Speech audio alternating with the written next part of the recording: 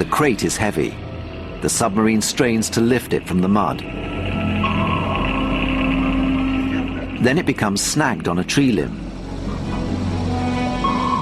They maneuver the sub, but it feels almost as if the crate is held back by something dark and sinister from the past.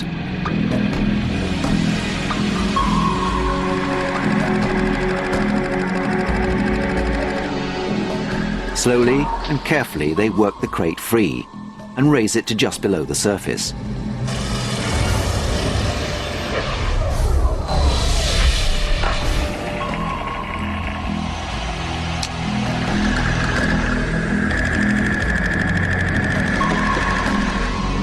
Fricker hopes that the most important find at Lake Toplitz lies within his grasp.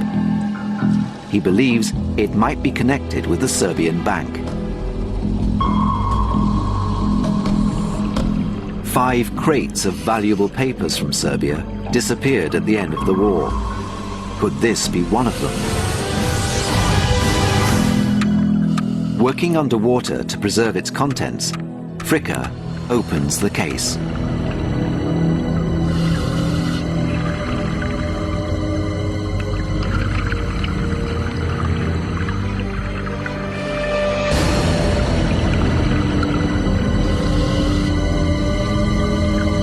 What he finds is baffling. A stone, probably used as ballast to sink the crate.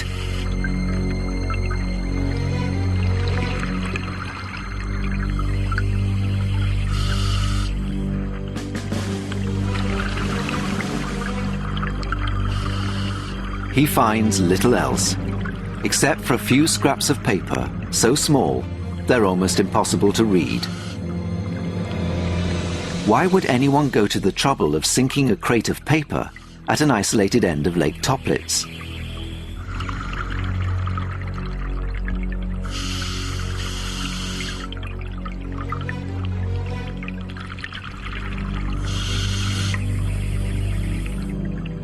Fricker searches for clues about its origins.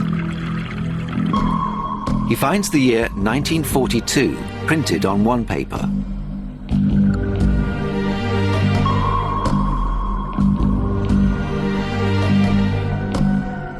On another, he spots the name Dash, who was a German spy, sentenced to death in the USA in 1942.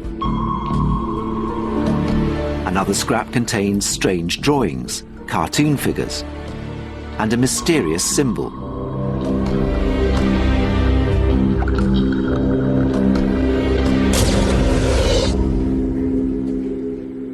Disappointed at first, Fricker focuses his energy on a new investigation. He takes up a paper chase, meticulously scanning every scrap into his computer and searching for matches.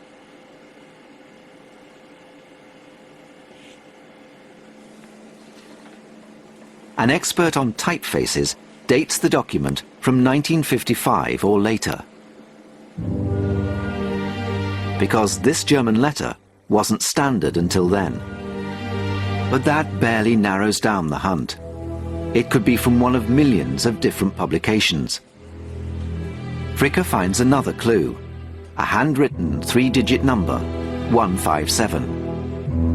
In 1963, famed Nazi hunter Simon Wiesenthal wrote, "Above all, however, we believe that in Lake Toplitz there are documents relating to the transfer of German capital, that is, the so-called list of depositories." Was this part of a list of secret bank accounts? If so, Fricker might be able to trace where the Nazis hid their stolen money. In his hunt for clues about what the Nazis dumped at the bottom of Lake Toplitz, Hans Fricker turns to the Vienna National Library.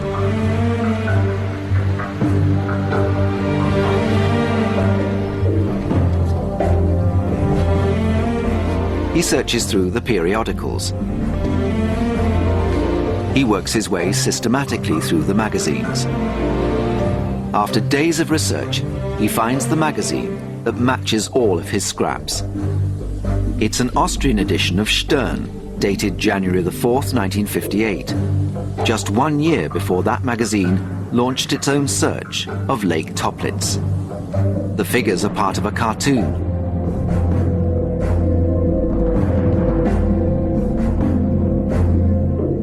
And the mysterious symbol that Fricker mistook for a code turns out to be part of a line drawing. The handwritten, faded number remains a mystery. Any remaining clues may still hide beneath the waters of Lake Toplitz. We have asked the intelligence specialists in Germany and Austria what the Stern magazine discovery might signify. No one had a plausible answer. It even crossed our minds that it might be a joke, but who would transport a heavy container to the remote end of a lake in order to sink a case containing nothing but a Stern magazine? It just doesn't make sense. One of the shady SS men who took part in the illegal diving operation in 1963 still lives in Bonn today.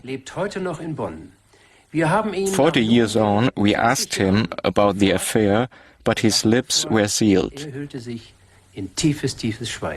It's as if there is a curse hanging over Lake Toplitz that causes such dark and mysterious tales to repeatedly ruin the reputation of this mountain lake. And of course, it lures those interested in such intrigues.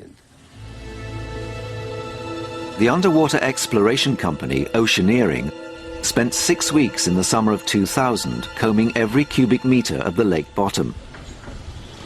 Oceaneering successfully explored the Titanic, as well as other famous sites. But the submerged trees and other hazards of Lake Toplitz made for a difficult survey. The expedition cost millions of dollars, but came up empty-handed.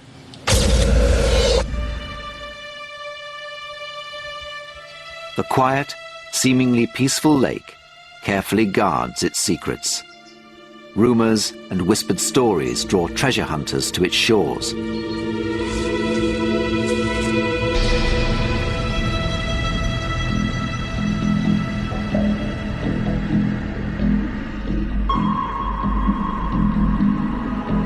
Hans Fricker has explored and catalogued the entire body of the lake, yet he can't put the myths and legends to rest.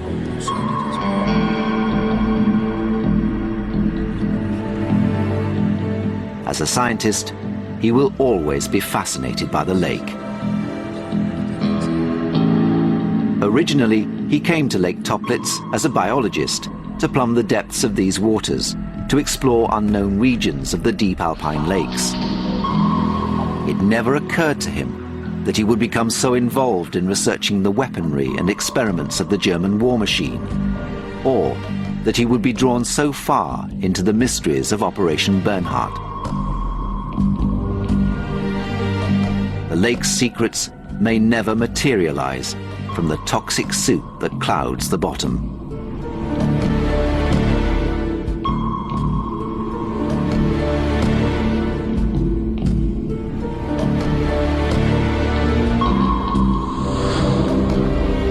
The fate of forged banknotes appears clearer. At the insistence of the Bank of England, the counterfeit bills were burned. But like so much else about Lake Toplitz, nothing ever seems to come to a peaceful end. A few of the forged pound notes escaped destruction. Today, they're highly sought after by collectors. Much else about the lake remains unresolved and unanswered. What drew Adolf Egner into the depths and to his doom? Is it true that crates of stolen treasure, Serbian gold, or lists of secret bank accounts lie under tons of rock on the bottom? And what else might lie in the hostile deep among the debris of the Devil's dumping ground?